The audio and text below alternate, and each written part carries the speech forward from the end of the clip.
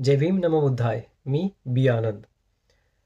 महाबोधी विहार बोधगया, बिहार, भारत. तर आपणा सर्वांना माहितीच आहे की हे जे काही विहार आहे त्याला बरेचसे लोक टेम्पल म्हणतात किंवा मंदिर म्हणतात, पण ते तसं म्हणण्यात येऊ नये, कारण विहाराला बुद्ध धर्मामध्ये खूप असं मोठं महत्त्व आहे.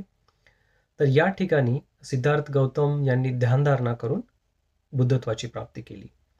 त्याच ठिकाणी सम्राट अशोक यांनी 3ऱ्या शतकामध्ये एक वास्तू बांधली आणि तेच आता सध्याचं महाबोधी विहार म्हणून नावारूपाला आलेलं आहे.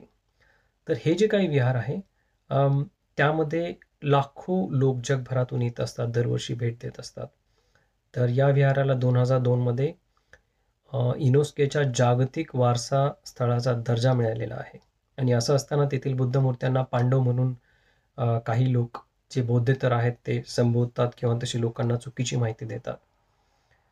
तर हे जे काही आंदोलन आहे त्याचा मुख्य हेतू असा आहे की त्या विहाराचं व्यवस्थापन करणारी जी समिती आहे BTMC, त्याला म्हटलं जातं की बोधगया टेम्पल मॅनेजमेंट कमिटी, त्याच्यावरती बौद्धेतरांचं वर्चस्व आहे.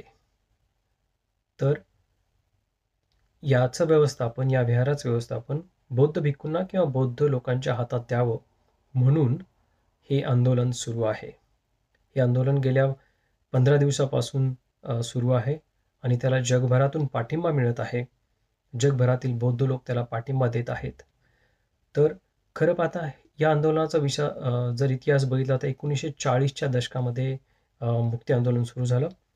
50-60च्या दशकामध्ये त्याला गती मिळाली आणि हे जे आहे आंदोलन ते अनागरिक धम्मपाल व त्यांच्यानंतर जे काही भिक्खू जगदीश कश्यप आहे यांनी वेगवेगळी आंदोलनं किंवा न्यायालयीन लढाया किंवा अर्ज देऊन हे सुरू ठेवलं होतं. तर असा पाठिंबा जगभरातून या आंदोलनाला मिळत असताना सर्व बौद्ध बांधवांचं एक कर्तव्य आहे किंवा नैतिक जबाबदारी आहे की त्यांनी सोशल मीडियातून जर लिहिता आलं तर लिहावं किंवा व्हिडिओ बनवता आला तर व्हिडिओ बनवावा आणि हे जे काही महाबोधी विहार बोधगया मुक्ती आंदोलन सुरू आहे त्याला आपापल्या परीने पाठिंबा देण्याचा प्रयत्न करावा.